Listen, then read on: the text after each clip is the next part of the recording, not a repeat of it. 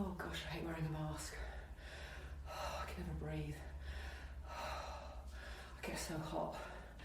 I know I've got to try and breathe deeper, but oh dear, I can't take any breath.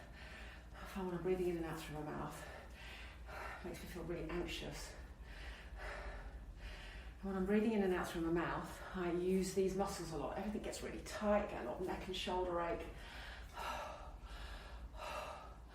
I can't seem to take a deeper breath. So I'm breathing up here.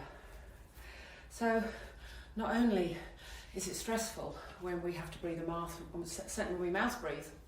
So mouth breathing is a stress response breathing.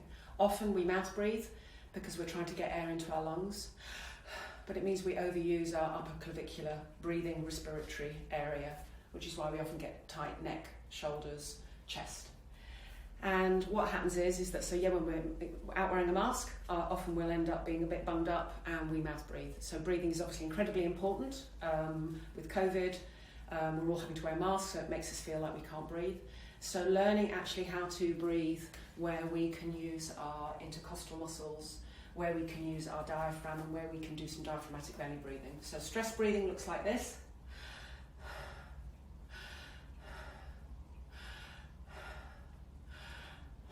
So my belly goes in.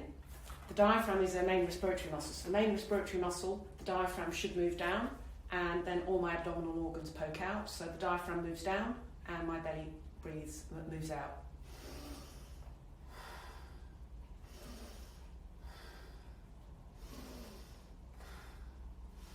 So it contracts, it helps us suck air into the lower part of our lungs, which means that we can actually take a bigger lungful of air.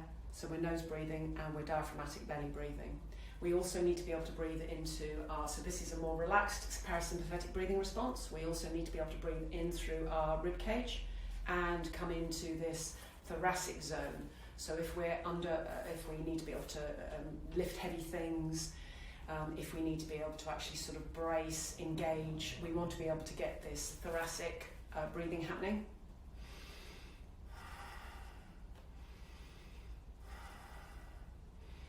So again, we're being able to release and soften into the intercostal muscles that lie into the rib interface, and it's also where the diaphragm actually attaches. So again, but if we're bent forward, perhaps we're slouching, we're doing a lot of desk work, most of us are doing a lot of sitting, then it's very difficult for the diaphragm to move down because it gets glued up into this position, so it's quite difficult to actually get this diaphragmatic belly breathing happening.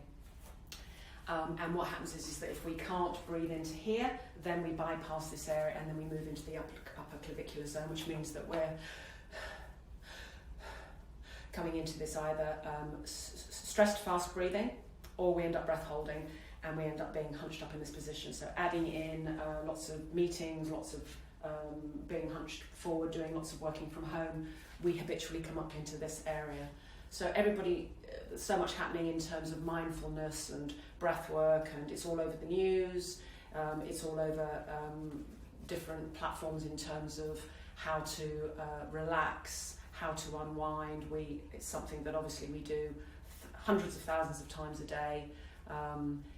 It's an autonomic nervous response. Most of us are dealing with huge amounts of stress, tension, grief, loss, anxiety, which obviously means that we are either in constant fight, flight and freeze.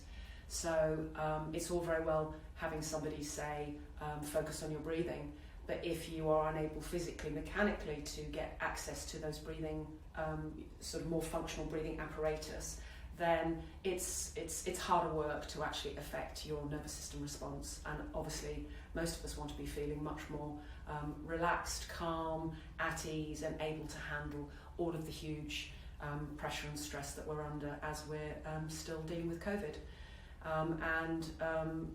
It certainly makes a difference when you can adjust and focus on better breathing strategies. Then it certainly becomes a lot easier to actually wear a mask so that you can actually nose breathe and you can actually work the respiratory muscles that ideally we want to be working. So if that is remotely interesting to you, please send me a message.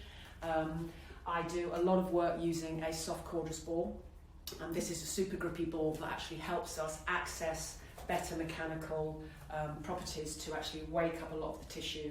So we get into a whole load of pelvic, diaphragm, visceral work. So again, if we're hunched forward or we're dropped forward a lot of the time, we've got scar tissue, then the super grip of the soft quadrus ball enables us to get some slide and glide. So if you had a sort of lots of laminated layers that get completely glued and stuck together, then using this ball enables us to get some slide and glide into all of our myofascial connective tissue, and can help us just sort of wake up a lot of areas that get completely glued and stuck down just due to huge habitual levels of tension, stress and pain.